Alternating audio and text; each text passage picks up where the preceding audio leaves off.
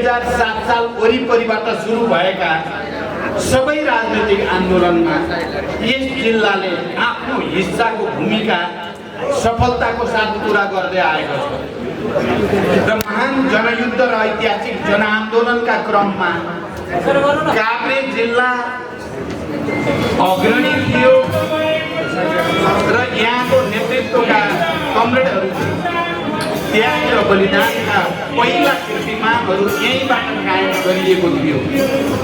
Comrade तीर्थ गौतम जो जनयुद्धको तयारी र त्यसको उठानपछि पहिलो फौजी कारबाहीमा एउटा राष्ट्रिय राजनीतिमा नै तरङ्ग ल्याउने गरी जो क्रियाकलाप भयो, काभ्रे जिल्लाकै नेतृत्वको कमरेड हुनुहुन्थ्यो।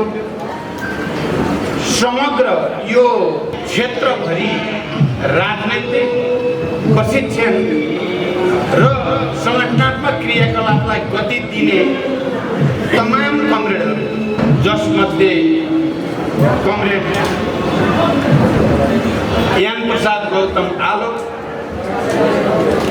र रसकमल लगायतका थुप्रै कमरेडहरूको त्याग र बलिदानले यो भूमि सिन्चिएको छ र यो परिवर्तनमा काभ्रे जिल्लाको भूमिका इतिहासका स्वर्णिम अक्षरमा राम्रोसँग लेखिसकेको छ। काभ्रे जिल्लाको यो 5 खाल नगर आफैमा एउटा नमुना नगरको रूपमा विकसित हुँदैछ। त्यहाँ थुप्रै विकास परियोजनाहरू अगाडि बढ्दैछन्। यहाँबाट काठमाडौँसम्म सुरुङ मार्गको पनि कुरा चलिरहेको छ। भौतिक पूर्वाधारका थुप्रै कामहरू र नगर विकाससँग सम्बन्धित थुप्रै परियोजनाहरू यहाँ अगाडि आएका छन्, आउँदैछन्।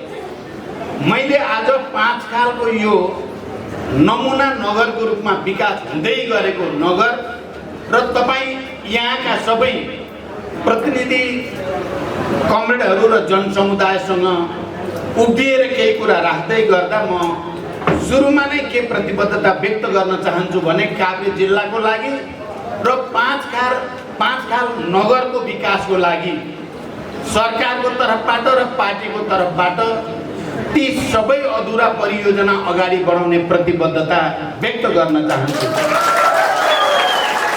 काभ्रेले जसरी क्रान्तिको लागि आफ्नो मूल्य चुकाएको छ, अब क्रान्तिपछि एउटा निर्माणको महाअभियानमा पनि काभ्रेले त्यो भूमिका पूरा गर्नेछ र काभ्रेले आफूले निभाएको भूमिका अनुसार क्रान्तिको प्रतिफल प्राप्त गर्ने अधिकार पनि काभ्रेले राख्दछ।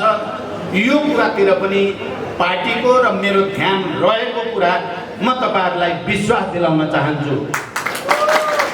आज म यद्यपि यहाँ अघि नै कुरा आयो, म अहिले राष्ट्रिय राजनीतिको जो परिस्थिति छ त्यो परिस्थितिले यहाँ आएर एउटा नगरको वाइसिएल नेपालको सम्मेलनमा सहभागी हुने त्यति छुट त मलाई थिएन। यहाँबाट कमरेडहरू जानुभयो, हामीले राम्रो तयारी गर्दैछौँ, युवाहरूमा एउटा नयाँ उत्साह छ। अध्यक्ष कमरेड थोरै समयको लागि भए पनि गइदिनु भयो भने राम्रो हुन्छ भनेपछि काभ्रे जिल्ला 5 खाल तपाईहरुको अगाडि उपस्थित हुने मलाई पनि तीव्र इच्छा भयो। म तपाईहरुको अगाडि छु र म सुरुमै के कुराको निम्ति पनि तपाईहरुलाई बधाई भन्न चाहन्छु भने मैले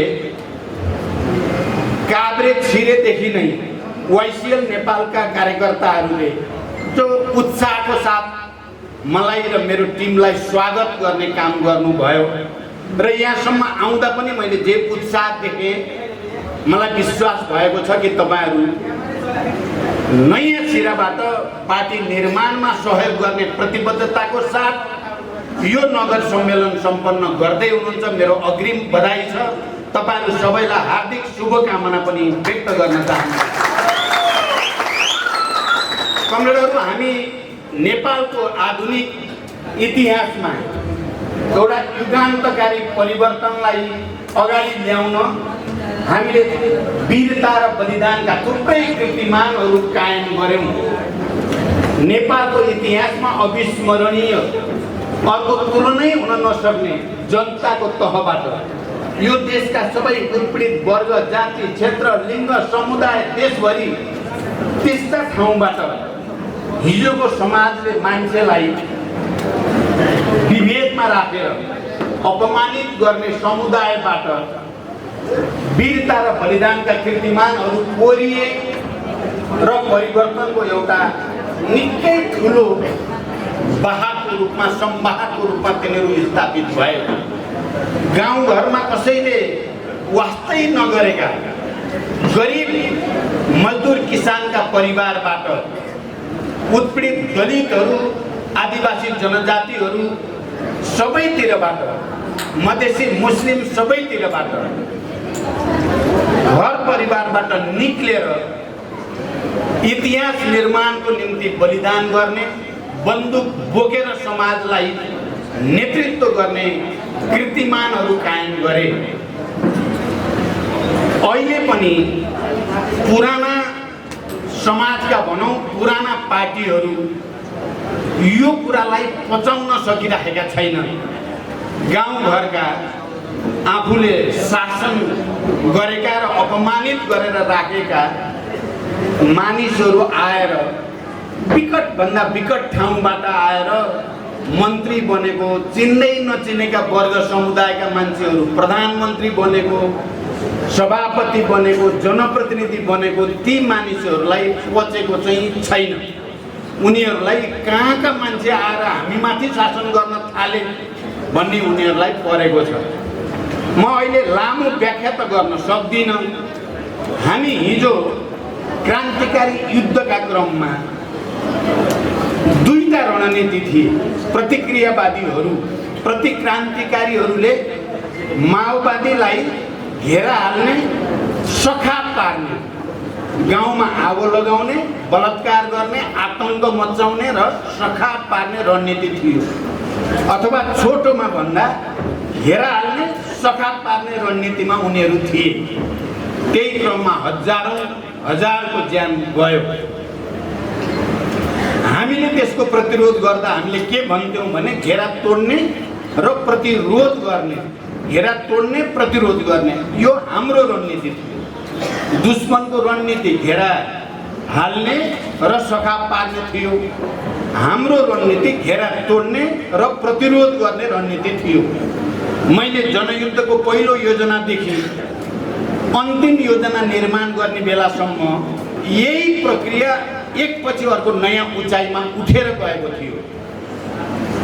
आज शान्ति सम्झौतापछि संविधान सभाबाट सङ्घीय लोकतान्त्रिक गणतन्त्रको संविधान बनिसकेपछि र हामीले यो देशमा एउटा शक्तिशाली कम्युनिस्ट पार्टी निर्माण गर्ने, सामाजिक न्यायसहित समाजवादको यात्रामा यो देशलाई अगाडि बढाउने भनेर फेरि एकचोटि निरन्तरतामा क्रम भङ्ग गर्ने कोसिस गर्यौँ। तपाईहरु सबैलाई थाहा छ, हामीले कम्युनिस्ट आन्दोलनको एकताको झण्डा उठायौँ। हामीले यो देशका सबै उत्पीडित वर्ग, जाति, क्षेत्र, लिङ्ग, समुदायको एकताको झण्डा उठायौँ। हाम्रो राष्ट्रको स्वतन्त्रता र समृद्धिको झण्डा उठायौँ।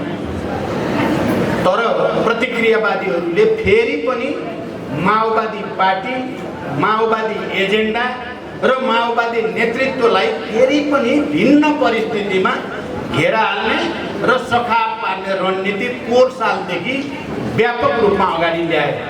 तपाईहरुले देख्नुभयो, पहिलो प्रतिनिधि सभा विघटन गर्दा होस् या दोस्रो पटक प्रतिनिधि सभा विघटन गर्दा होस्, टार्गेट चाहिँ माओवादी थियो।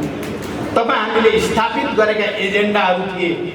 हाम्रा महान शहीदहरू र बेपत्ता योद्धाहरूको त्याग र बलिदानबाट जुन राजनीतिक मूल्य, मान्यता र एजेन्डाहरू स्थापित थिए, ती एजेन्डाहरूलाई सखाप पार्ने रणनीति अन्तर्गत देशभरिका प्रतिक्रान्तिकारीहरू, प्रतिक्रियावादी जाली फटाहरू र देश बाहिरका पनि प्रतिक्रियावादी हस्तक्षेपकारीहरू सबै केपी ओली नामको निरङ्कुश, स्वेच्छाचारी र एकाधिकारवादी प्रवृत्तिलाई वरिपरि गोलबन्द भए र उनीहरूको टार्गेट माओवादी आन्दोलन, माओवादी एजेन्डा, सङ्घीय लोकतान्त्रिक गणतन्त्र र त्यो सङ्घीय लोकतान्त्रिक गणतन्त्रमा आधारित संविधानलाई सफा पार्नु र उनीहरूको टार्गेट थियो माओवादी नेतृत्वलाई सफा पार्नु, उसलाई बदनाम गर्नु, उसलाई अपमानित गर्नु, उसलाई ह्युमिलिएट गर्ने कोसिस गत सालदेखि भएको मलाई लाग्छ तपाईँ काभ्रेली युवाहरूले र काभ्रेली जनसमुदायले नजिकबाट देख्नु भएको मैले महसुस गर्दछु। उनीहरूले फेरि पनि भिन्न परिस्थितिमा घेरा हाल्ने र सखा पार्ने नै कोसिस गरे। हिजोको जस्तो बन्दुक लिएर मार्ने नै त स्थिति अहिले थिएन। हाम्रा एजेन्डाहरूलाई मार्ने, संविधानलाई मार्ने, हाम्रा शहीद र बेपत्ता योद्धा, घाइते, अपाङ्ग र लाखौं करोडौं जनताहरूले ठुलो वीरताको साथ स्थापित गरेका परिवर्तनका मुद्दाहरूलाई सिद्ध्याउने षड्यन्त्र तिनीहरूको थियो र त्यसको मूलमा जति गरे पनि नसकिएको भनेर प्रचण्डलाई चाहिँ सिद्ध्याउने। तपाईहरुलाई थाहा छ कि छैन, पहिलोचोटि संविधान सभाको निर्वाचनमा धेरै पटक भौतिक रूपले नै सफाई गर्ने कोसिस भए। म रौँ धेरै पटक बचेको छु र कयौं ठाउँमा संविधान सभाको निर्वाचनको प्रचारमा जाँदा मैले विभिन्न जिल्लाहरूमा नजिकबाट ती घटनाहरू देखेको छु। र अहिले संसद विघटन गर्ने र यो संविधानलाई धराशायी पार्ने, संघीय लोकतान्त्रिक गणतन्त्रलाई निस्तेज पार्ने र अनि प्रचण्डलाई सखा पार्ने, किनकि प्रचण्डलाई सखा पार्ने भनेको प्रचण्ड व्यक्तिलाई सखा पार्ने कुरा होइन। यो परिवर्तनको निम्ति आन्दोलनमा सहभागी सम्पूर्ण जनतालाई सखा पार्ने, उनका इच्छा आकांक्षा र भावनालाई सखा पार्ने कुरा थियो। र हामीले स्थापित गरेका राजनैतिक मान्यताहरू संघीय लोकतान्त्रिक गणतन्त्रदेखि धर्मनिरपेक्षतासम्म, किनकि हामीले धर्मनिरपेक्षता भन्दा धार्मिक स्वतन्त्रताकै कुरा गरेको हो। हामी जनताको धार्मिक आस्थालाई अपमान गर्नेवाला होइनौँ। जनताको धार्मिक आस्थालाई हामी सम्मान गर्छौँ। तर राज्यले कुनै धर्मलाई काखामा राख्ने, कोही धर्मलाई पाखा लगाउने काम गर्न हुँदैन। लोकतन्त्रको एउटा आधारभूत मान्यता के हो भने राज्य सबै धर्मप्रति समान व्यवहार गर्ने हुनुपर्छ भन्ने विश्वव्यापी मान्यता हो। हामीले त्यो मान्यता लिए बापत हामीलाई आक्रमण गर्ने कोसिस भयो। हामीलाई कुनै तरिकाले कमजोर पार्ने तपाईहरुले देख्नुभयो। पहिलो पटक संविधान सभाको निर्वाचनपछि, पहिलो संविधान सभाबाट संविधान नबनेपछि हाम्रो पार्टीलाई विभाजित गर्न निकै ठुलो कसरत भयो। यसो हेर्दा त हाम्रा नेताहरू आपसमा विवाद गरेर पार्टी विभाजन भएको देखिन्छ। तर मैले हिजोको जनयुद्धको कमान्डरको हैसियतले, शान्ति सम्झौताको एउटा हस्ताक्षरकर्ताको हैसियतले संघीय लोकतान्त्रिक गणतन्त्र स्थापित गर्न नेतृत्व गर्ने एउटा जनताको छोराको हैसियतले मैले नजिकबाट के देखेको छु भने माओवादी पार्टी फुटाउनको निम्ति र माओवादीको मूल नेतृत्वलाई कमजोर पार्नको निम्ति निकै ठुलो लगानी भयो यो देशमा। साथीहरूलाई लाग्यो प्रचण्ड बिग्रियो, साथीहरूलाई लाग्यो अब प्रचण्डबाट क्रान्तिको नेतृत्व हुँदैन भन्ने लाग्यो। त्यो ठान्ने साथीहरूलाई म अहिले केही भन्न गइराखेका छैन। ती साथीहरूलाई त्यस्तो सोच्ने स्वतन्त्रता छ। तर मैले नजिकबाट देखेको कुरा के हो भने हाम्रो पार्टीलाई कमजोर पार्नको लागि विदेशी साम्राज्यवादी शक्तिहरू, प्रतिक्रियावादी शक्तिहरू र देशभित्रका शक्तिहरू कसरी लागे, कसरी उनीहरूले ठुलो लगानीको साथ आपसमा विभ्रम पैदा गर्ने षड्यन्त्र गरे भन्ने कुरा मैले सबभन्दा नजिकबाट देखेँ। त्यो पीडालाई, त्यो तनावलाई सबभन्दा नजिकबाट मैले झेलेँ। आज तपाईँ हामी देख्छौँ, म खुसी पनि व्यक्त गर्न चाहन्छु, आज फेरि ती सबै साथीहरू अन्ततः माओवादीकै लाइन ठिक रहेछ, अन्ततः प्रचण्डले नै यो देशको रक्षा गर्दो रहेछ भन्ने ठाउँमा पाउने अवस्था बन्यो। अहिले सबै हामीहरू छलफलमा छौँ। किरणजीहरूसँग छलफल चलिराखेको छ, विप्लवसँग छलफल चलिराखेको छ, बाबुरामजी उपेन्द्रजीहरूसँग त हामी गठबन्धनमा नै छौँ। हामी छिटै एउटै केन्द्र बनाउने कुरा गरिराखेका छौँ। मोहन विक्रम राउतसँग हामी छलफलमा छौँ। मेरो लागि योभन्दा खुसीको कुरा अरू हुन सक्दैन। परार साल हामी 10 वटा पार्टी त फेरि एकीकरण गऱ्यौँ। अहिले तपाईँहरू जो नेताहरूको टिम देख्नुहुन्छ, हामी फेरि एकताबद्ध भएका टिमहरू छौँ र आज देशैभरि फेरि माओवादीमा केन्द्रित हुने, माओवादीसँग एकताबद्ध हुने एउटा लहर सुरु भएको छ र त्यो लहरको एउटा उदाहरण काभ्रे जिल्ला पनि हुँदैछ। म तपाईँहरू सबैलाई धन्यवाद दिन चाहन्छु। मैले सुनेको छु यही खानेखोला गाउँपालिकाबाट एमालेको विकृति र विसङ्गतिका विरुद्ध विद्रोह गर्दै स्वयं एमालेका कार्यकर्ता र अन्य पार्टीका कार्यकर्ताहरू माओवादीमा केन्द्रित भएको समाचार, भर्खरको समाचारमा मेरो ध्यान गएको छ। म तपाईँ काभ्रेली पार्टीका नेता कार्यकर्ता साथीहरूलाई बधाई भन्न चाहन्छु, धन्यवाद भन्न चाहन्छु। तपाईँहरू अगाडि बढ्नुहोस्।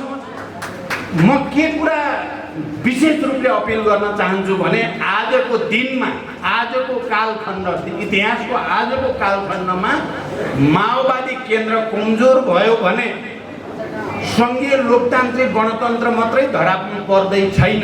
यदि माओवादी बलियो भएन, माओवादीले आफूलाई रूपान्तरण गरेर जनतासँग एकाकार भएन भने यो देश नै खतरामा छ।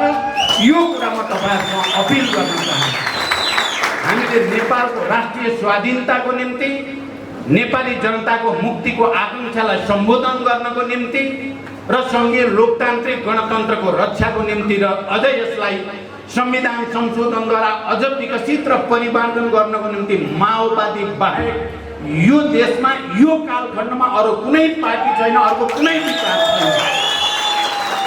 यो म कुनै आवेग आएर भन्दै गरेको होइन, यो म कुनै आग्रह र पूर्वाग्रहले भनेको होइन। मैले नजिकबाट कालको मुखमा गएर त्यो सबै देखेर आइसकेपछि मैले अघि भने प्रतिक्रान्ति गर्ने निकै ठुलो डिजाइन भयो।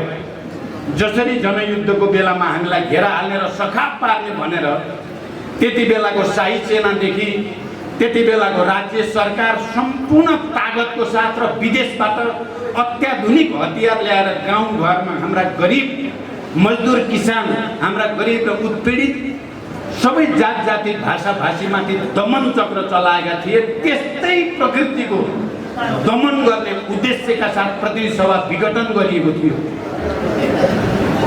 तपाईँहरूले सुन्नुभयो त्यति बेला बडो डरलाग्दो सेटिङ भन्ने शब्द सबैले सुन्नुभएको। साँच्चै सेटिङ देखिन्थ्यो।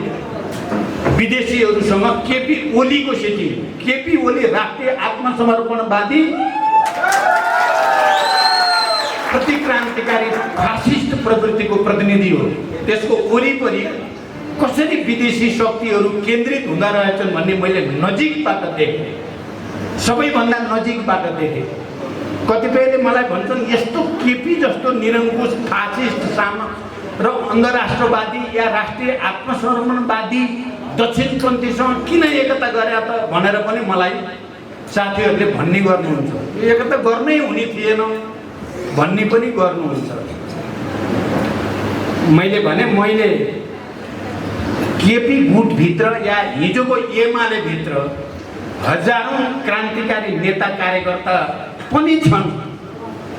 हामी एकताको बाटो गयौँ र हामी केही वर्ष शान्तिपूर्ण र प्रतिस्पर्धाकै बाटो जानु छ भने कम्युनिस्ट आन्दोलनलाई बलियो बनाउनको निम्ति र यो देशलाई सामाजिक विकास, आर्थिक विकास र समृद्धि मार्फत समाजवादतिर लैजानको निम्ति बलियो कम्युनिस्ट पार्टी चाहिन्छ भनेर मैले सपना देखेँ र मैले त्यसको निम्ति जोखिम उठाएँ।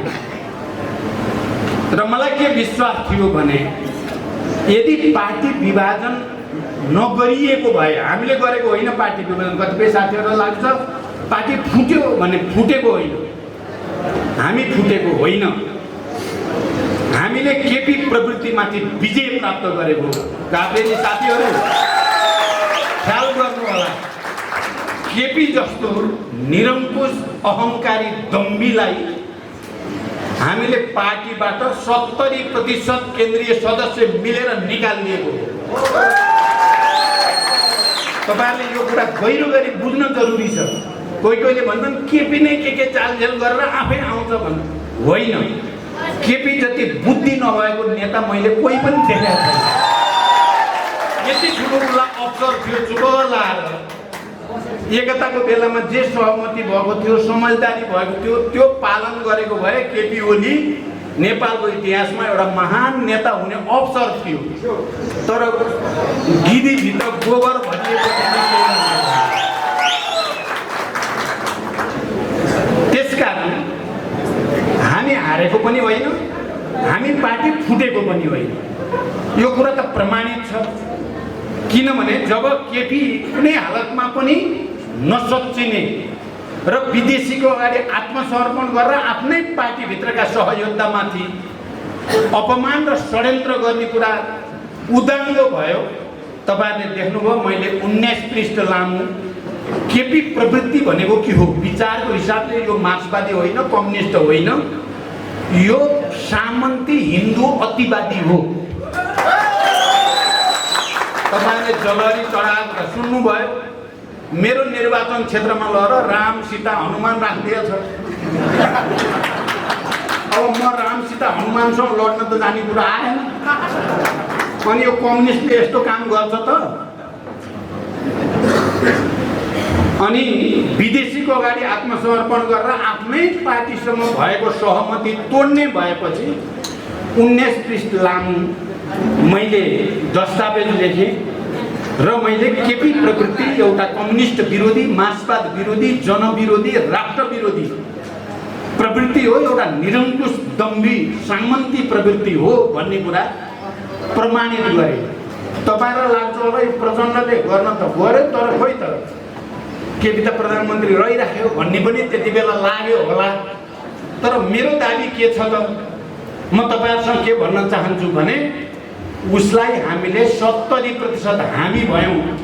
एमालेको पनि बहुमत, थाई समितिको 2/3 बहुमत सहित हामीले केपीलाई पार्टीबाट निष्कासन गरेको हो। गम्भीरताको साथ, आत्मविश्वासको साथ, आक्रामक ढङ्गले गाउँ गाउँमा गएर भन्नु होला यो कुरा। केपी हरुवा हो, केपी भगौरा हो। केपीलाई भगौरा पनि भन्न सकिन्छ।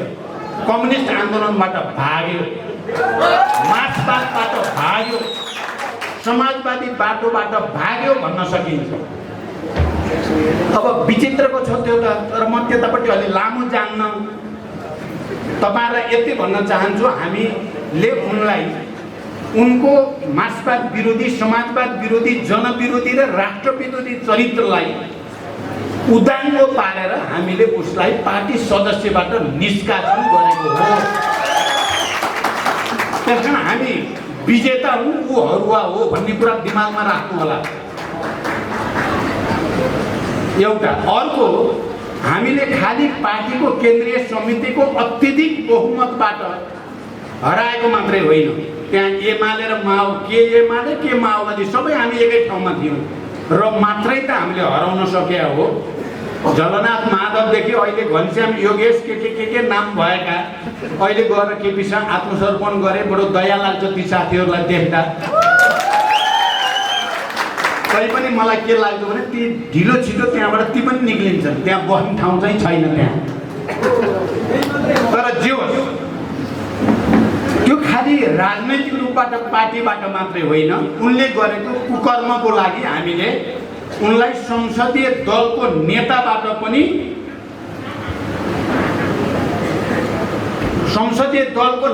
हटायौं। हामीले संसदीय दलका बहुमत सांसदहरू, प्रतिनिधि सभाका सदस्यहरूको हस्ताक्षर सहित दल नेताबाट उनलाई हटाएर सर्वसम्मतले मलाई दल नेता चुनेर प्रधानमन्त्रीबाट हटाउने प्रक्रिया सुरु गरेका थियौं हामीले।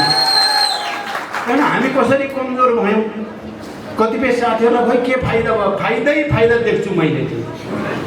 केपी ओलीलाई हामीले एक्सपोज गर्यौँ। अहिले माधवजी झरनाजीको अर्को पार्टी बनेको छ। त्यो पार्टी चाहिँ बनाउनेमा हाम्रो कम मेहनत चाहिँ छैन। तपाईँहरू पनि ती सबै साथीहरूसँग सहज ढङ्गले यहाँ कति छन् कस्तो छ त्यो तपाईँहरूलाई बढी थाहा छ। तपाईँहरूसँग सहकार्य बढाउनु होला। मैले अहिले नाम लिएँ नि, चाहे किरणजी हो, चाहे विप्लवजी हो, चाहे मोहन विक्रमजी हो, चाहे बाबुरामजीहरू होस्, ती सबैसँग हार्दिकतापूर्वक अन्तर्क्रिया बढाएर लानु होला। हामी केन्द्रमा बढाइराखेका छौँ। अब यहाँ मैले चाहिँ केपीजीलाई फेरि एउटा अर्थमा उहाँको चाहिँ क्षमता रहेछ भन्ने पनि गरेको छु। तपाईँहरूले पनि सुन्नु भएको छ। झुटो बोल्न सिपालु हुने क्षमता चाहिँ केपी ओलीको छ। नक्कली कुरा गरेर मान्छेलाई अलिकति चकमा दिन चाहिँ तिनको त्यो क्षमता चाहिँ बडो काइते कुरा गरेर राम्रो कुरा गरेर के हो भन्ने पार्ने क्षमता क्या। बुर्जुवाहरू र प्रतिक्रियावादीको एउटा क्षमता के हो भने सार चाहिँ एकदम नराम्रो हुन्छ, विकृत हुन्छ, रूप चाहिँ बडो राम्रो देखाउँछ। तपाईँहरूले हेर्नु नि, बजारमा सामान किन्न जाँदा भित्र त अब रक्सी छ, राम्रो कुरा होइन स्वास्थ्यको लागि, तर बाहिर चाहिँ कति राम्रो लेबल लगाएको हुन्छ क्या। ब्ल्याक लेबल अरे के, ब्लू लेबल। अब राम्रो केटीको तस्बिर हेरिराखौँ जस्तो। अब खाना बिग्छ त्यहाँभित्र त। यो बुर्जुवाहरूको विशेषता हो। प्रतिक्रियावादीहरूले रूप राम्रो देखाउन सिपाल्नु, सार चाहिँ विकृत गए गुज्रेको, यो प्रतिक्रियावादीको विशेषता हो। सर्वहारा श्रमजीवीको रूपसँग त्यति मतलब हुँदैन। उनीहरूको मन सफा हुन्छ, कुरा सिधा हुन्छ, सिधा जनताको सेवा गर्ने, जनतासँग मिल्ने हुन्छ, तर रूप चाहिँ सजाउनेतिर त्यति धेरै ध्यान सर्वहारा श्रमजीवीको जाँदैन। हेर्नुहोस् न, अब बडो विचित्र क्या। केपी ओली प्रधानमन्त्री भएदेखि एउटा भन्ने गरेका छन्, मैले त्यसलाई दोहोऱ्याउने गरेको छु, म भ्रष्टाचार गर्दिनँ, गर्न पनि दिन्न। कति राम्रो स्टेटमेन्ट क्या। योभन्दा राम्रो त स्टेटमेन्टै हुन्न। भ्रष्टाचारका विरुद्ध योभन्दा अरू शब्द के खोज्न जाने। म गर्दिनँ, गर्न नि दिन्न भनेपछि त्योभन्दा राम्रो त कुरै हुन्न। तर त्यो उनले किन भन्छन् भने आफूले गरेको भ्रष्टाचारलाई ढाकछोप गर्ने षड्यन्त्र अन्तर्गत गर्छन् तिनले। तपाईँहरू काभ्रे जिल्लामा त 70 करोडको कथा त सुन्नु भएकै छ। 70 करोडवाला कुरा प्रमाणित रूपले आयो। यस्तै कार्यकर्ताहरूको एउटा भेलामा केपी र म सँगै थियौँ। मैले यस्ता व्यथिति र विकृतिहरूलाई त रोक्न पर्छ भनेर बोले। उनले चाहिँ होइन, उसको चाहिँ गल्ती नै छैन, यहाँ अर्काले षड्यन्त्र गरेको भ्रष्टाचारीलाई बचाउनको निम्ति नाङ्गै। अनि त्यो भ्रष्टाचार गर्दिनँ, गर्न पनि दिनको केही अर्थ भयो त? मैले चुनौती दिएको छु। म 2 चोटि प्रधानमन्त्री म पनि भएँ यो देशमा। पहिलोचोटि प्रधानमन्त्री हुँदा झन्डै झन्डै हाम्रो लागि, तपाईँ हामी माओवादीको लागि अलि झिलिमिली जस्तो भयो क्या। के भयो त्यो भर्खर युद्ध बन्दुक खेलाउँदै आइरहेको छ। एकैचोटि चुनाव जित्न पनि बम्पर जित्यो, फेरि अलिअलि जित्या पानी हुन्थ्यो। ठुलो जित हासिल गर्यो, स्वाटै बालुवाटार पुग्यो। के हो कसो हो भनेर बुझ्न खोज्दै 9 महिना बित्यो। अनेक जालजेल भयो, छोड्न पर्ने स्थिति आयो। तर मेरो एउटा कुरा के छ भने त्यति बेला कोही नेपाली कसैले पनि एक शब्द भ्रष्टाचार भन्ने शब्द उच्चारण गर्ने मौका पाएन। मेरो पहिलो 9 महिना कार्यकाल नेपालको इतिहासमा त्यति स्वच्छ शासन अर्को अहिलेसम्म भएकै छैन। म दोस्रोचोटि त अस्ति भर्खरै प्रधानमन्त्री भएको हो नि। त्यो बेला पनि 9-10 महिना मैले गरेँ। मैले 2-3टा ठुला कामहरूको नेतृत्व गरेँ। मैले एउटा त निर्वाचनतिर देशलाई लैजाने, अर्कोतिर नेपालमा मधेस पहाड हिमाललाई एकताबद्ध राख्ने, राष्ट्रिय एकता कायम राख्ने, अर्कोतिर हाम्रा 2टा विशाल छिमेकीहरूसँग सन्तुलित सम्बन्ध बनाउने जस्ता निकै ठुला कामहरू र अनि विकास तपाईँहरूले देख्नुभयो 25 वर्ष यताको सबभन्दा धेरै विकास 7.5% विकास त्यही बेला भयो। तर त्यति बेला पनि भ्रष्टाचार भयो सरकारबाट मन्त्रीबाट भन्ने कहीँ कसैले उच्चारण गर्नै सकेन। तर केपी ओलीको बेलामा भ्रष्टाचार बाहेक केही पनि भएन। सुरुदेखि भ्रष्टाचार। कोभिड-19 भयो, जनता कोभिडको आतंकबाट प्रताडित भए, मान्छे मर्न थाले, भ्याक्सिन चाहियो, अरू स्वास्थ्य सामग्री चाहियो, त्यसैमा भ्रष्टाचार। जहाज ल्याउने कुरा, त्यसैमा भ्रष्टाचार। यति तपाईहरुले सुन्नुभएको छ।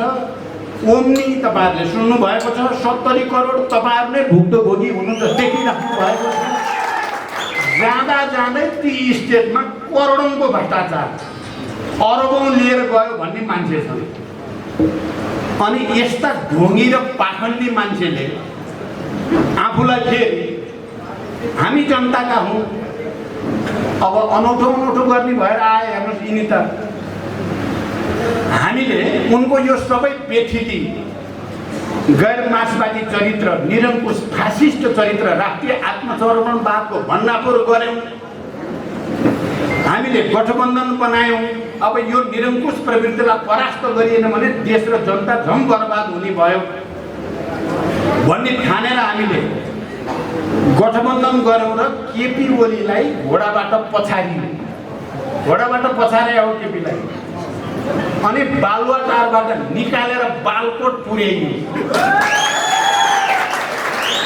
तर यो उल्टो बुद्धि मान्छे त के हुन्छ भने, हामी मर्यौं भने मलामी जाँदा त हामी सबैको अनुहार मलिन हुन्छ, आँखामा आँसु हुन्छ धेरैको, बडो चिन्ता मग्न भएर गइन्छ नि। मान्छे लास लिएर जाँदाखेरि हाँस्दै नाच्दै त गइँदैन नि। अनि जन्त जाँदा कोही रुँदै गयो भने त्यसलाई त अनौठो देखिन्छ नि। के को जन्त जानु छ, नाचगान बाजा बजाएको छ। तर हाम्रो केपी प्रवृत्ति भने कस्तो प्रवृत्ति रहेछ भने, अब बालुवाटारबाट बालकोट जाने भने त प्रधानमन्त्रीको त लास लिएर गए जस्तै हो नि राजनीतिक रूपमा। अब मैले करोडौं खर्च गरेर बाजा ल्याएर जुलुस निकालेर कैयौं करोड खर्च गरे हामी त्यो दिन। मानव जितेर बालकोट गए जनता गए जस्तो छ उनलाई भने। यो सबै जे भयो, मैले यो रूपमा भने पनि कमरेडहरू र साथीहरू के बुझ्नु होला भने, निकै ठुलो प्रतिगमनको डिजाइनलाई हामीले असफल पार्न पर्यो। मैले के तुलना गर्दै थिएँ भने, हिजो जनयुद्धको बेलामा हामीले घेरा हाल्ने र सुझाव पार्ने रणनीतिका विरुद्ध घेरा तोड्ने र प्रतिरोध गर्ने गरेका थियौँ र हामीले जित्दै गएका थियौँ। अहिले पनि संसद विघटन गर्नेलाई मैले के भने, यो संसद विघटन गर्ने अधिकार संविधानले प्रधानमन्त्रीलाई दिएकै छैन। अहिले हाम्रो यो नयाँ संविधानले संसद भित्रैबाट, प्रतिनिधि सभा भित्रैबाट सरकार बनाउने सम्भावना रहँदासम्म विघटन प्रधानमन्त्रीले गर्न नपाउने बनाएको छ। हामीले सचेत रूपले बनाएको हो त्यो, तर विघटन गरियो। म पहिलोचोटि संसदीय दलको बैठक विघटनको घोषणा गरेपछि बसेर मैले भने, हामी मरेकै छैनौँ, केपी ओलीले मरेको घोषणा गर्यो। अब तपाईँ हामीले केपीले मरेको घोषणा गर्यो, हामी मर्यौँ भने त हामी मर्यौँ, तर हामीलाई संविधानले त मारेको छैन, हाम्रो ऐन कानुन र व्यवस्थाले त मारेको छैन।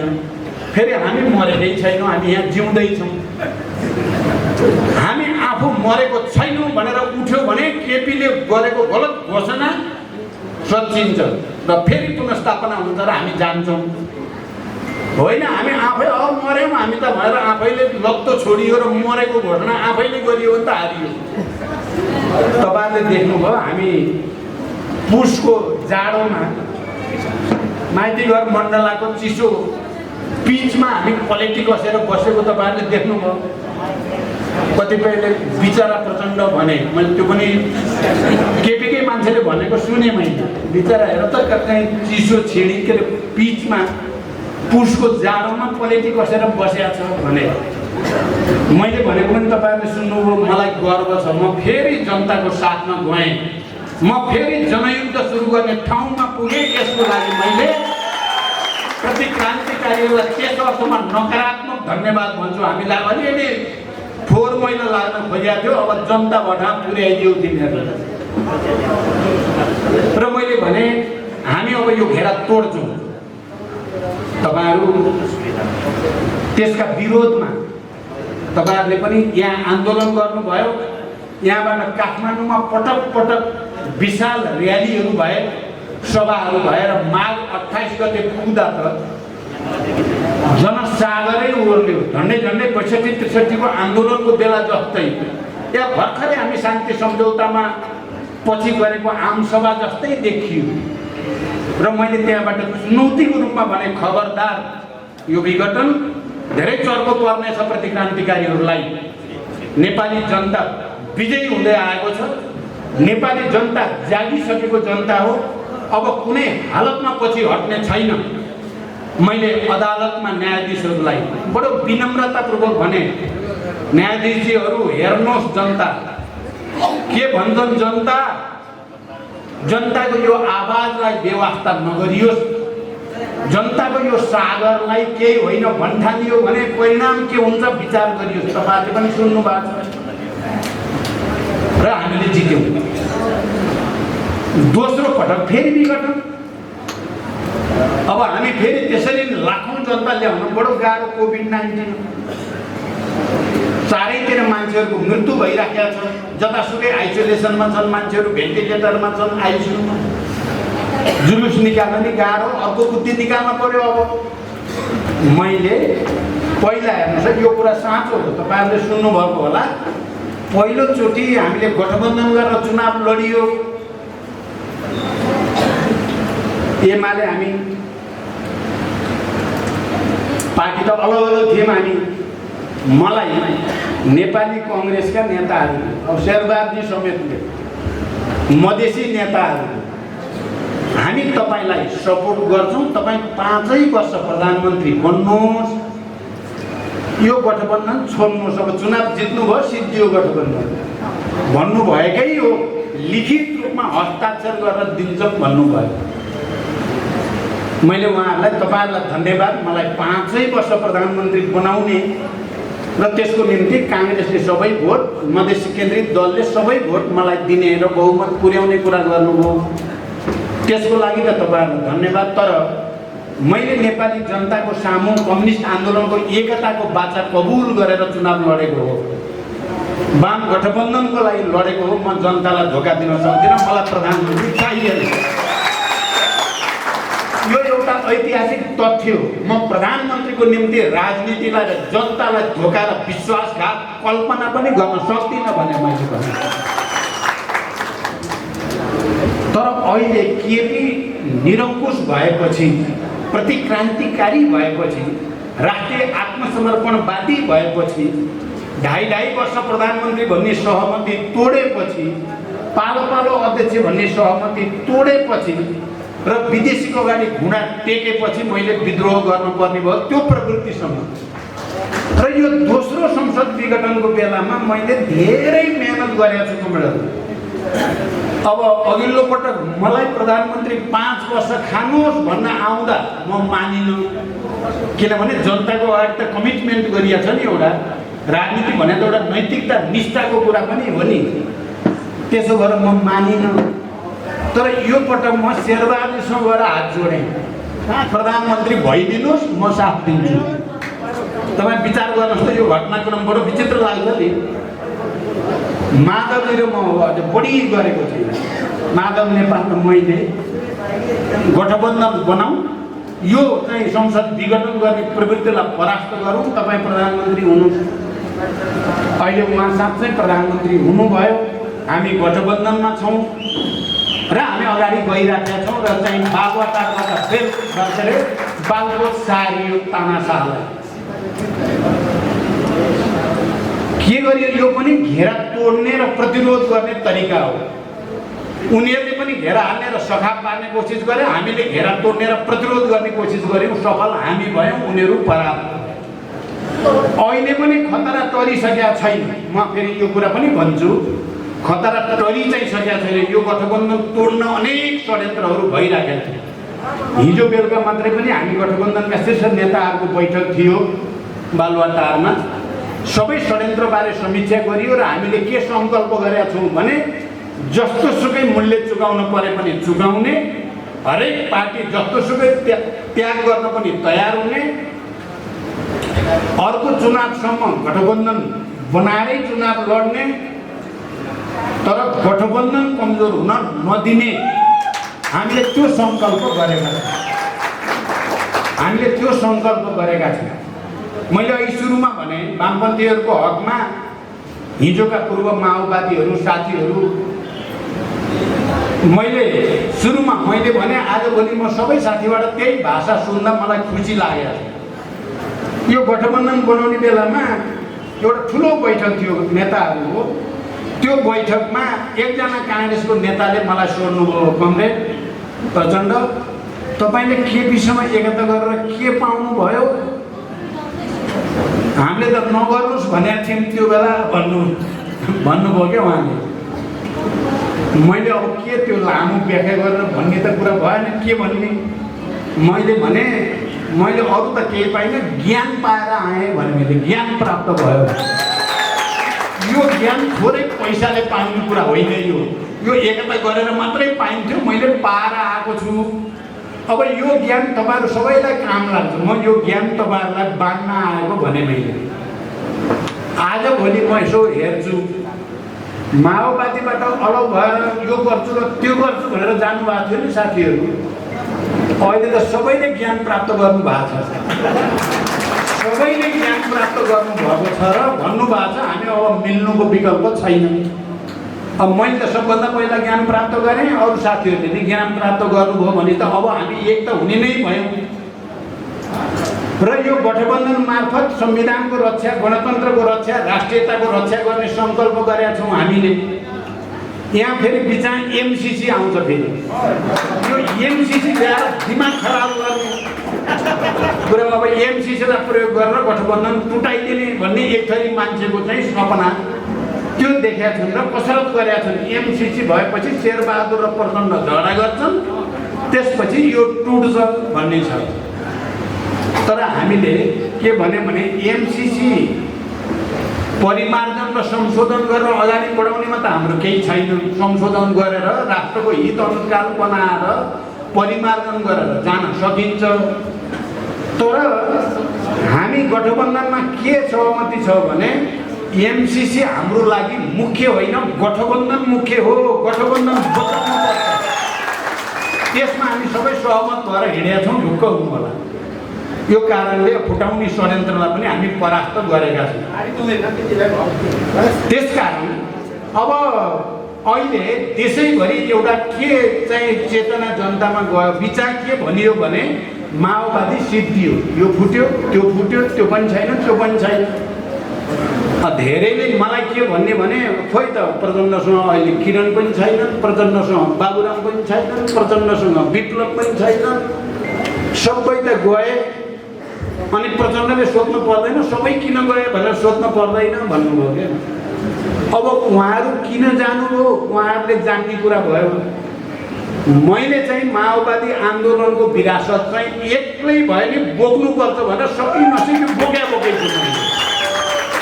यदि को सही हो भन्ने कुरा छुट्याउने हो भने त प्रचण्डले सबै फुटेर गए पनि संविधान बनाउन मरि मेटेर लाग्नु सही थियो कि गलत थियो? सङ्घीय लोकतान्त्रिक गणतन्त्रको संविधान बनाउनु सही थियो कि गलत थियो? समावेशी समानुपातिक संविधान बनाउनु सही थियो कि गलत थियो? अहिले त अब माओवादीको मूल त हामी यहाँ केन्द्रित भइसकेका छौँ नि। तपाईँले देख्नुभयो यहाँ संयोजक को हुनुहुन्छ, अहिले भर्खरै मान्य सदस्यको हैसियतले कमरेडले के भाषण गर्नुभयो, अरू साथीहरूले तपाईँहरू त भुक्तभोगी हुनुहुन्छ। तर मैले के भने मलाई त भाग्ने छुट पनि छैन, किन जनयुद्धको तयारी पनि मेरै हातबाट भयो। पहिलो योजना पनि मैले बनाएँ। तीर्थ गौतम जस्ता साथीहरूलाई लड्नुपर्छ, ज्यान छोडेर लड्नुहोस् भनेर उत्साहित पनि मैले पारेँ। हजारौँ शहीदहरूको भारी छ मेरो टाउकोमा। त्यो हजारौँ शहीद बेपत्ता योद्धाका परिवारहरूको ऋण जस्तो लाग्छ मलाई। म त अन्तिम साससम्म पनि आफ्नो विरासतको रक्षाको लागि लड्नुको विकल्प मसँग छैन। अब मैले भने नि अब त म खुसी छु, किनभने फेरि एकचोटि घेरा तोड्ने र प्रतिरोध गर्नेमा हामीलाई सफलता प्राप्त भएको छ। एकचोटि माओवादी पार्टी फेरि पुनर्गठित हुँदैछ। अस्ति भर्खरै केन्द्रीय समितिबाट हामी अरू जस्ता होइनौँ, हामी माओवादी भनेका अर्कै धातुले बनेका मान्छे र पार्टी हौँ। हामीलाई के रमाइलो लाग्छ भने सडकमा जाने र नारा लगाउने, जुलुस निकाल्ने र लड्ने भिड्ने भनेपछि हामी सबैलाई जोस आउन थाल्छ। हामी त्यस्तो खालको पार्टी, जनताको पक्षमा, राष्ट्रको पक्षमा लड्न पाइयो भने खुसी हुने पार्टी हौँ हामी यो देशका सबै विभेदमा परेका, उत्पीडनमा परेका वर्ग, जाति, क्षेत्र, समुदायको हक अधिकारका प्रवक्ता हौँ। हामी त तिनका वक्ता हौँ नि हाम्रो पार्टी भने। त एमाले काङ्ग्रेस भनेका चाहिँ त्यसको विरोधी पार्टी हौँ। तर हामी कता कता कहिलेकाहीँ हामी पनि उस्तै हुने हौँ कि बिस्तारै जनता छोड्दै, जनता बिर्सिँदै, शहीद परिवार बिर्सिँदै जाने पो हो कि भन्ने चिन्ता भएको बेलामा अस्ति केन्द्रीय समितिको बैठक बसेर होइन, हामी बिल्कुल हामी आत्तिनु हुँदैन। हामी क्रान्तिकारी विरासत भएको पार्टी हो। हामी यो देशका सबै उत्पीडित वर्ग समुदायको प्रतिनिधित्व गर्ने पार्टी हो। हामी अब समाजवाद निर्माणको महाअभियान चलाउने पार्टी हो। हामी त्यसको लागि आफूलाई तयार गर्नुपर्छ। हामीले सङ्कल्प गरेका छौँ। 3-4 वर्षदेखि 45वटा पार्टी हामीसँग एकताबद्ध भएका रहेछन्। तर मान्छेहरू कमिटीमा त्यो 45वटा पार्टीबाट 45 जना भयो भने 45,000 भन्दा बढी कार्यकर्ताको नाम निशान रहेनछ। अहिले हामीले 10 दिन लगाएको थियौँ खोजी गरेर सबलाई जिम्मा दिँदैछौँ। कोही एकजना मान्छे पनि जिम्मेवारीबाट नपरोस् भनेर लागिएको छ। भोलि पछि तपाईँहरूलाई सर्कुलर आउँछ। हामी सबैलाई कार्यविभाजन गर्ने, हामी तल फर्किन चाहन्छौँ। तपाईँहरूले देख्नुभयो सदस्यता नवीकरणदेखि, सेलहरूका भेलादेखि, वडा सम्मेलन, गाउँ नगरपालिकाहरूका सम्मेलन, प्रदेश सम्मेलन र केन्द्रीय सम्मेलनसम्म जाँदा यो पार्टीलाई पुनर्एकीकरण, पुनर्ताजगी र पुनर्निर्माण गर्ने एउटा महाअभियानको थालनी हुनेछ। मैले के भनेको छु भने प्रत्येक वडामा 100 देखि 200 जनासम्म समर्थकहरू बनाउनु पर्यो। हामी प्रत्येक वडामा पार्टीको नेतृत्वमा 100 देखि 200 वडा भनेको त अहिले गाविस, हिजोको गाविस अहिलेको एउटा वडा छ भने एउटा वडामा 100 जनादेखि 200सम्म पार्टीको नेतृत्वमा पार्टीका केही साथीहरू, जनवर्गीय सङ्गठनका, अनि त्यसपछि समर्थक, शुभचिन्तक, बुद्धिजीवी, पत्रकार सबै पनि राखेर हामीले 100 देखि 200 सालाखाला 150 मान्छेको हामीलाई समर्थन गर्ने समिति बनायौँ भने 15 लाख मान्छे सङ्गठित हुँदा रहेछन्। देशैभरि गर्दा 15 लाख 150 को दरले बनायौँ हामीले भने 10 देखि 15 लाख हुन्छन्। 200 बनाइयो भने, सरी है हिसाब बिग्रियो, 200 बनाइयो भने 15 लाख सङ्गठित हुन्छ। अब हामीले त्यो 200लाई 2 जना भोटर तयार पार भनेर जिम्मा दियो भने 30 लाख मान्छे हाम्रा भोटर हुन्छ। 3टा भनियो भने 45 लाख भोटर हुन्छन्। अनि हामी फर्स्ट पार्टी बन्न कसैले रोक्न सक्छ त? एजेन्डा हाम्रो छ। अहिले जनताले पनि, सब जनताले अझ धेरै के कुरा बुझेको स्थिति छ भने यो राष्ट्रलाई भित्रबाट माया गर्ने पार्टी त माओवादी पार्टी नै रहेछ भने फेरि जनताको हक अधिकारको निम्ति, संविधानको रक्षाको निम्ति, समावेशी समानुपातिकताको निम्ति इमानदार लडाइँ लड्ने पार्टी त माओवादी नै रहेछ। जतिसुकै दबाब दिए पनि, धम्की दिए पनि, लोभ दिए पनि नझुक्ने नेता प्रचण्ड नै रहेछ भनेर अहिले सबैले जनताले फेरि एकचोटि बुझेका छन् र एकचोटि माओवादीलाई फेरि हेर्न पर्यो भन्ने मुड बन्दैछ जनताको। तर त्यो जनताको मुडलाई माहौल बनाउने जिम्मा तपाईँ हाम्रो, हामीले त्यो माहौल बनाउनु पर्ने। म वाइसिएलका कमरेडलाई के भन्छु भने 64 मा हामी काङ्ग्रेस एमाले जोड्दा पनि हाम्रो हाराहारी पनि थिएन क्या, कता हो कता तल थिए नि त। त्यो माहौल थियो त्यसले। र त्यो माहौल बनाउनेमा भर्खरै जनयुद्धको राप्ताबाट आएको हामी, भर्खरै शान्ति सम्झौता भएको थियो, त्यो त छँदै थियो। तर चाहिँ हामीले चुनाव जित्नुको एउटा प्रमुख कारणहरू मध्ये एउटा प्रमुख कारण वाइसिएल नै थियो। वाइसिएल भनेको के थियो? प्रति प्रतिक्रियावादी जाली फटाएको निम्ति आतङ्क वाइसिएल आयो भने चाहिँ सातो जान्थ्यो सबै यस्ता के बस्ने त को बस्ने त्यस्ता त कहाँ लगे अनि जनतालाई वाइसिएल भनेपछि आफ्नो छोराछोरी आफ्नो रक्षक आफ्नो संरक्षण गर्ने आफ्नो भलो गर्ने आफ्नै छोराछोरी ठान्थे जनताले बिचान गजाङ मजाङ भएको छ क्या हामी पनि अलिअलि थाहै नपाइकन बिग्रियौँ वाइसिएल पनि कता चाहिँ बिस्तारै स्ल्याकनेस भन्छ नि अलिकति यस्तै रहेछ भने जस्तो भयो यहाँ अहिले वाइसिएलको केन्द्रीय समितिका पनि धेरै साथीहरू हुनुहुन्छ अस्ति वाइसिएलको राष्ट्रिय भेलामा तपाईँहरू सहभागी हुनुभएको छ मैले के बोलेँ भन्ने तपाईँहरूले सुन्नुभएको छ अहिले पनि म यहाँ पनि बोल्दैछु वाइसिएल एकचोटि फेरि 64 मा जानु पर्यो यहाँ जाल झेल छल कपट गर्नेहरूलाई आतङ्क भएर देखिनु पर्यो बडो हामीलाई तर्साउन खोज्छ नि माओवादीलाई तर्साउन खोज्ने माओवादीलाई लाजै गर्नु होइन त यी कायर र दलालहरूले हामी जनताका छोराछोरीहरूलाई तर्साउन खोज्ने त्यहाँ वाइसिएल एकचोटि पुरै चाहिँ जागेर आउनु पर्यो र तिनीहरूलाई हामी पहिला जाइ लाग्ने होइन आइलागे भने ईँटको जवाब पत्थरले दिनु होला रक्षा गर्ने जिम्मा हाम्रो भयो जे किनभने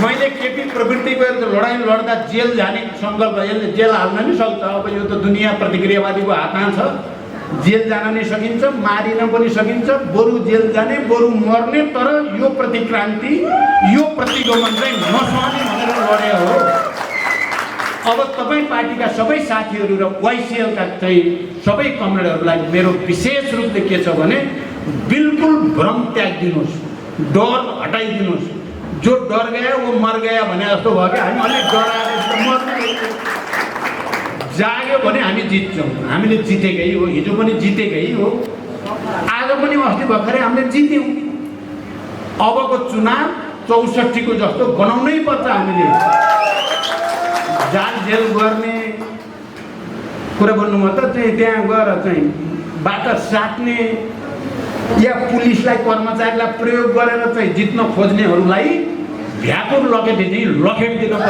गाउँमा अनि नै चुनाव जितिँदो रहेछ हामीले त्यो बेला कति गरेका थियौँ तपाईँहरूले कति गर्नुभएको थियो सम्झिनुहोस् त 64 गर्नु पनि गरियो नगर्नु पनि गरियो र त जित्यो अहिले सोझो हुँदा त हामीलाई त हेप्दै जाने सबैले हामी किन हेपिने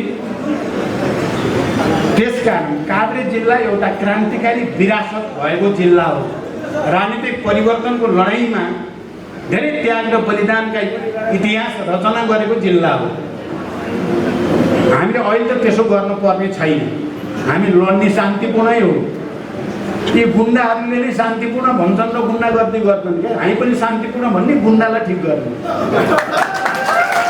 हामी बन्दुक लिएर चाहिँ नजाने कुरा भन्नु उनीहरू चाहिँ लट्ठी लिएर आएपछि हामी पनि लट्ठी लिएर जाने बक्सिङ लिएर आयो भने हामी पनि बक्सिङ लिएर जाने तर ठोक्ने गुन्डाहरूलाई भ्रष्टहरूलाई चाहिँ टाउको उठाउनु नदिने यहाँ त हामी केही पनि नगर्ने डराउनु पर्या जस्तो करोडौँ अरबौँ भ्रष्टाचार गर्नेहरू चाहिँ मानौ उनीहरू त बडो दुल्लिनु आएको जस्तो यो त दिउँसै रात पार्ने काम गरेका छन् नि त्यसलाई ठिक गर्न पर्यो र मलाई लाग्छ हामीले ठिक गर्न सकिन्छ अस्तिको पार्टी पुनर्निर्माणको हाम्रो अभियान कसरी अगाडि बढेको छ तपाईहरु वाइसिएलको आज 5 खाल नगरमा जो नगर सम्मेलन दोस्रो गर्दै हुनुहुन्छ तपाईहरुले यहाँ पास गर्दाखेरि धेरै लम्बाइ चौडा तर पास गर्न परेन जालीफटालाई ठिक गर्ने जनतालाई सेवा गर्ने भन्ने गरेर अनि संगठन व्यापक बढाउने टिम बनाउने भोलिन्टियरहरु बनाउने फटा आयो भने बोल्ने भन्ने निर्णय गर्नु होला पुग्छ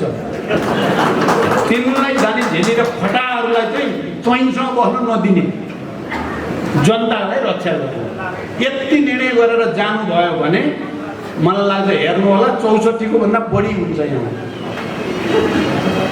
किनभने अस्तिको पटक हामीलाई झन्डै मारेका संसदै सिद्ध्याउने संविधानै सिद्ध्याउने संघीय लोकतान्त्रिक गणतन्त्रै सिद्ध्याउन खोजेका थिए सबै मिलेर हामी ल के खोज्या लाउ ल जेल हाल्ने भए हाल भने उनीहरूले नै जित्यो।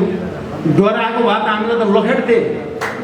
यति सुन्नु होला, नडराइकन अगाडि बढ्यो भने जितिन्छ। हामी नडराइकन अगाडि बढेर त जनयुद्धमा यतिको भए हो, सङ्घीय लोकतान्त्रिक गणतन्त्र बने हो। नडराइकन चाहिँ सडकमा उत्रिएको हुनाले त अनि चाहिँ संसद पुनर्स्थापना भएर अहिले हामी सरकार भयौँ नि। हेर्नु त, हुँदा केन्द्रमा सरकार छ, हामी अर्थ मन्त्रालय छ, अब चाहिँ ऊर्जा मन्त्रालय छ, अरू लिन्छ, थुप्रै मन्त्रीहरू हुन्छन्, अरू साथी भयो नि गठबन्धनकै हुन्छन्। अब 3टा मुख्यमन्त्री भइयो। हेर्नु त, हेर्दा हेर्दै हाम्रो कस्तो अहिले त 3टा मुख्यमन्त्री हाम्रै छ। अब 2टा यो बागमती र चाहिँ 1 नम्बरको 1 हप्ताभित्र हुन्छ भन्ने सल्लाह छ। सायद 1 हप्ताभित्र यहाँ पनि मन्त्री हुन्छन् हाम्रो। कुरा भन्नु त जितिँदो रहेछ नि त, लडेपछि त जितिँदो रहेछ नि, जितिया त हो यो, यहाँ नै हुन्छन् हाम्रा। कुरा भन्नु। तर एउटा कुरा छ, यो सरकार अहिले हामीले के भनेका छौँ केन्द्रीय समितिबाट भने सरकारको नीति कार्यक्रम, सरकारको बजेट, पार्टीको नीति कार्यक्रम, प्रदेश सरकारको बजेट र नीति कार्यक्रम, गाउँपालिका नगरपालिकाको बजेटको बिचमा तालमेल हुन पर्यो र जनताको जीवन स्तर उठाउनलाई त्यो बजेटको सदुपयोग हामीले गर्नु पर्यो। उत्पादन र श्रममा त्यो बजेट खर्च गर्नु पर्यो, हामीले खर्च गर्नु पर्यो। संविधानले त हामीलाई भनेको छ नि, सहकारी, निजी र तपाईँको सार्वजनिक आर्थिक योजनाहरूको बिचमा तालमेलको कुरा गरेका छौँ हामीले। त अब सरकारी नीति सिधै जनताको सेवामा, पार्टीको नीति सिधै जनताको सेवामा, बजेट सिधै जनताको विकासको निम्ति हामीले खर्च गर्ने। अब ध्यान दिनु होला, यो मैले अहिले धेरै व्याख्या गर्न पाइनँ, तपाईँहरू गर्नु होला। त्यसो गरियो भने जनता पनि हामी साथसाथै अगाडि बढ्ने स्थिति बन्छ। अहिले फेरि यो बिचमा के भयो भने जसले चुनाव जित्न दलालहरूसँग साँठगाँठ गर्नुपर्ने, अब हुँदा अहिले त गाउँपालिकाको पनि चुनाव जित्न अब लाखौँ नभइकन चाहिँ त्यो उम्मेदवारले चुनाव जित्ने स्थिति छैन। प्रदेशकोले करोड जति नभइकन त चुनाव जित्ने कुरै छैन। सङ्घमा जित्न त 5-10 करोड नहुने हो भने त चुनाव नजित्ने। यस्तो चुनाव हाम्रो चुनाव हो त यो। ल हेर्नुहोस् है, अब अहिले भर्खरै त म भन्न सक्दिनँ, तर तपाईँ हामीले मैले अहिले भने जस्तो भिडेर जाने भन्यो भने यो चुनाव प्रणाली बनाएर पुनः समानुपातिक बनाएपछि बिना पैसा चुनाव जित्ने बनाउन सकिन्छ। बिना पैसा जनताले चुनाव जित्ने बनाइदिने, दलाल र पुँजीपतिहरूले चुनाव जित्ने होइन, श्रमजीवीले चुनाव जित्ने बनाउनु। शासकीय स्वरूप अब राष्ट्रपति बनाएको छ, अब महाराज धिराज जस्ता भएका छन्। त्यस्तो नहुने, सिधै जनताबाट राष्ट्रपति या प्रधानमन्त्री चुनियो भने सिधै जनताले फिर्ता पनि बोलाउन सक्ने बनाइदियो भने त यस्तो गति त हुन्थेन नि। हामी त्यसो किन नगर्ने? हामीले यो संविधानलाई पूर्णतः साथ पनि भनेका होइनौँ। हामीले केही रिजर्भेसन राखेका छौँ, अझै पहिचान अधिकार अझ जति पाउन पर्ने उत्पीडितहरूले पाएका छैनन्, संविधान संशोधन गर्नुपर्छ भनेका छौँ। हामी संविधान संशोधनतिर पनि लाग्छौँ। त्यसो भएर कमरेडहरू यी विषय चाहिँ बिस्तारै गरौँला। तर अहिले भर्खरै चाहिँ अब वडाको सम्मेलन, गाउँ नगरको सम्मेलन अनि प्रदेश र केन्द्रको सम्मेलनसम्म पुग्दा देशैभरि सदस्य र उसको निर्वाचन आयोगको निर्देशिका सायद तपाईँहरूमा आइपुग्यो या आउँदैछ। निर्वाचन निर्देशिका सबै कमिटीहरू हाम्रो अब वैधानिक ढङ्गले निर्वाचन आयोगसँग, अदालतसँगका नियमसँग र हाम्रो पार्टी विधानसँग तालमेल गरेर देशैभरि हामी कमिटीहरू निर्माण गर्छौँ। अहिले गर्नै पर्छ, हामी गरी छाड्छौँ अहिले। र मैले अहिले भने जस्तो आउने निर्वाचनमा हामी 1 नम्बर हुने सङ्कल्प गरौँ। यो हलले सङ्कल्प गरौँ। हेर्नु होला, हामी 1 नम्बर भएर देखाउँछौँ, देखाउनै पर्छ। सबै जाग्ने हो भने त्यो टाढा छैन। कहिलेकाहीँ साथीहरूले भन्छन् होइन मानिसहरू सब निराश छन्, यहाँ छन् त्यहाँ छन् भन्छन् साथीहरू कोही कोही। मैले के भन्ने गरेको छु भने जनता त निराश छैनन्, जनता अलिअलि वाक्क दिक्क भएको छन्। किन भन्दाखेरि माओवादी कहाँ गए, त्यो नेता सधैँ घरमा आउँथे, के दुःख सुखको कुरा गर्थे, खेतीपाती पनि हामीले नभ्याएको बेलामा सघाउँथे, उहाँ कहाँ गए भनेर निराश छन्। त्यो उनीहरूको आइडिया हुन्थ्यो भन्ने पो छ जनता त। आम तलका कार्यकर्ता तल ग्राउन्डमा बस्ने कार्यकर्ता कोही बिग्रिया छैन। बिग्रिएका भनेका टाढाबाट चुनाव जितेका जति धेरै जस्तो। मैले त अनुभवले के देखायो भने जसलाई धेरै मन्त्री बनाएँ मैले त्यही भन्दा ठुलो भगौडा त्यही ठुकेबाज जनतालाई भयो क्या। कोही बेला मन्त्री बनाएपछि चाहिँ ठिक हुन्छ भने जस्तो ठानेको त के को हुन्थ्यो। त्यो टोकबहादुर भन्नेलाई मैले कतिचोटि बनाएँ, अहिले त कहाँ हेर्नुहोस् त। त्यो बादल अब मेरो हिजोको साथी बढी त भन्दिनँ, अहिले एलर्जी हुन्छ क्या सम्झिँदा पनि यस्तो पनि हुन्छ। कहाँबाट ल्याएर गृहमन्त्री सरकारको नेतृत्व तपाईँ गर्नुहोस् भनेर त बनाएको त हामीले हो नि, माओवादीले, मैले। अहिले त त्यसो गरेर यो रहेन चाहिँ हेर्नुहोस्, जो जति माथि आएको छ त्यति बिग्रिया छ है, यति बुझ्नु होला। त्यसो भएर मैले के भने अरूलाई मैले धेरै भन्दिनँ, बिग्रेको मै हो भनेको छु। अहिले कुरा म हो, अब म सच्चिन्छु, म चाहिँ सच्चिन्छु। अब को सच्चिने नसच्चिने तपाईँहरू सोध्नुहोस्। म त एकचोटि फेरि हाम फाल्छु। हिजो जनयुद्धमा हाम फालेँ, अर्को पटक शान्ति प्रक्रियामा हाम फालेँ, अहिले संविधान बनाउनेमा हाम फाल्यो, पार्टी एकतामा हाम फाल्यो, अब फेरि समाजवादी क्रान्तिको निम्ति म चाहिँ हाम फालेँ। अब म अरूलाई भन्दा पहिला आफैलाई करेक्सन गर्ने जान्छु। सबैले तपाईँ हामी सबैले अरूलाई दोष दियो, फटाले बिगारे भन्नुभन्दा मैले के बिगारेँ भन्ने सोच्न थालियो भने त्यहीँबाट रूपान्तरण सुरु हुन्छ। मैले गर्दा बिग्रियो भन्नेबाट सोच्यो भने त अर्कोप्रति त किन नेगेटिभ हुने, बिचरा ऊ पनि मद्दत गर्ने मन लाग्छ नि। म चाहिँ बिग्रिया छैन जस्तो, भ्रष्टाचार थुप गरिया छ, कुराको ठकठाक गरेका छ, ठेक्कापट्टा पाउनको लागि मरिहत्ते हालेको छ, त्यहाँ कमिसन खान मरिहत्ते हालेको छ, अनि म चाहिँ बिग्रिया छैन भन्ने लाग्ने। फेरि म चाहिँ बिग्रिएँ, त्यो चाहिँ बिग्रियो भनेपछि त यो पार्टी क्रान्तिकारी हुँदैन। म चाहिँ बिग्रिएबाट सुरु गर्नु पर्यो, म बन्न पर्छ भन्नेबाट सुरु गऱ्यो भने सबै बन्छन्, अनि त्यसपछि क्रान्तिकारी पार्टी बन्छ। कुरा भन्नुभयो कमरेडहरू, मैले भन्न खोजेको कुरा। त्यसो भएर म चाहिँ हाम फालेँ। अब कति वर्ष बाँचिन्छ, पुरै ज्यान छोडेर समाजवादी क्रान्तिको निम्ति युवाहरूको नेतृत्व गर्छु म। माओले चाहिँ बुढेसकालमा भनेका थिए संसार तिमीहरूको पनि हो, संसार हाम्रो पनि हो, तर अन्तिम विश्लेषणमा संसार तपाईँ युवाहरूकै हो। तपाईँहरू बिहानको सूर्य जस्तो उदाउँदो भरभराउँदो हुनुहुन्छ। अब हामी त तर त्यसो भन्दा नि माओले बुढेसकालमा 76 वर्ष पुग्ने बेलामा क्रान्ति त अर्को सुरु गरेका थिए। म पनि क्रान्ति सुरु गर्छ, तपाईँहरूको साथ चाहियो। तपाईँहरूले साथ दिनु पर्यो पहिला जस्तै। म चाहिँ हाम फालेँ। यो वाइसिएल 5 खालको नगर सम्मेलनको पूर्ण सफलता र यहाँका युवाहरूले रिकर्ड बनाउनुहोस्। काभ्रे जिल्लाको लागि मात्रै होइन, देशैभरिको लागि 5 खालका युवा भनेपछि जाली फटाएको सातो जाओस्, जनताले चाहिँ आफ्ना छोराछोरी मानुन्।